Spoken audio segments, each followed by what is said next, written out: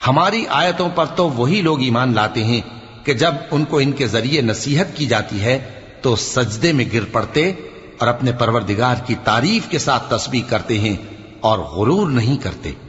उनके पहलू बिछोनों से अलग रहते हैं, इस हाल में कि वो अपने परवरदिगार को खौफ और उम्मीद से पुकारते और जो कुछ हमने उनको दिया है उसमें से खर्च करते हैं। सो कोई शख्स नहीं जानता कि उनके लिए कैसी आंखों की ठंडक छुपाकर रखी गई है।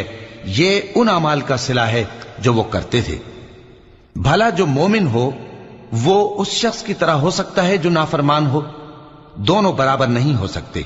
जो लोग ईमान लाए और नेक अमल करते रहे उनके रहने के लिए बाग है। ये मेहमानी उन कामों की जजा है जो वो करते थे, और जिन्होंने नाफरमानी की उनके रहने के लिए दोजख है। जब चाहेंगे कि उसमें से निकल जाएं तो उसमें लौटा दिए जाएंगे।